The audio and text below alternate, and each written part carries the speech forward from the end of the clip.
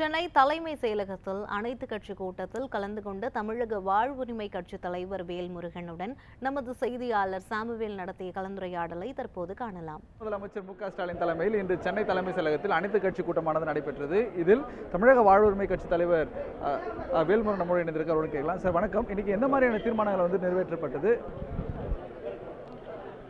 இன்றைக்கு அதிமுக உள்ளிட்ட அனைத்து கட்சிகளுடன் கூடி ஏகமனதாக தமிழ்நாட்டில் இன்னும் 30 ஆண்டுக்குள் இந்த தொகுதி குறைப்பு கூடாது என்றும் அதற்குரிய ஒன்றிய அரசினுடைய ஒரு சட்ட திருத்தத்தையும் கொண்டு வர வேண்டும் என்கிற அடிப்படையில் ஒரு கோரிக்கையை முன்வைத்து ஏகமனதாக இந்த தீர்மானத்தை நிறைவேற்றியிருக்கிறோம். தொடர்ந்து மத்திய அரசு தமிழகத்துக்கு நிதி வழங்காதது, இந்த மறுபரிசீலனை உள்ளிட்டவைகள் தொடர்பு படுத்தி பார்க்கும்பொழுது தொடர்ந்து ஏதோ ஒரு மர்மத்தை மத்திய அரசு தமிழக அரசு வைத்திருக்கிறதா விவாதம் நடைபெற்றதா கருத்துக்கள் வெளிவருது. ஒன்றிய அரசு தொடர்ந்து தமிழ்நாட்டை புறக்கணிக்கிறது, தமிழ்நாட்டுக்கு நிதி தர மறுக்கிறது, தமிழ்நாட்டு உரிமை பிரச்சனைகளில் நமக்கு எதிராக இருக்கிறது. அதனால் அனைத்து கட்சிகளுமே ஒன்றிய அரசுக்கு எதிராக தங்களுடைய அழுத்தமான ஆழமான கருத்துக்களை பதிவு செய்திருக்கிறார்கள்.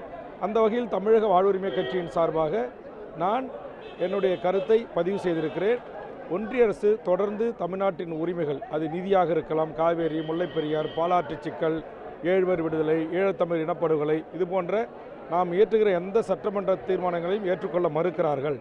ஆக மாநில அரசுகளின் உரிமையை காலில் போட்டு நசுக்கிற ஆணவ திமிர் பிடித்த பாசிய பாரதிய ஜனதா அரசுக்கு எதிராக ஒரு வரிகொடா இயக்கத்தை நாம் அறிவிக்க வேண்டும், அல்லது ஒரு ஒத்துழைமை இயக்கத்தை நாம் நடத்த வேண்டும் என்று மாண்புமிகு முதலமைச்சருக்கு எமது கட்சியின் சார்பாக நான் வேண்டுகோள் முன்வைத்திருக்கிறேன். தொடர்ந்து பிற மாநில முதல்வரோடு கலந்து ஆலோசித்து இந்த தென் மாநிலங்களில் இருக்கக்கூடிய முதல்வர்கள் இது போன்ற அனைத்து கட்சி கூட்டம் முதலமைச்சர் தலைமையில் நடைபெறணும் அப்படின்ட்டு வலியுறுத்தினார்.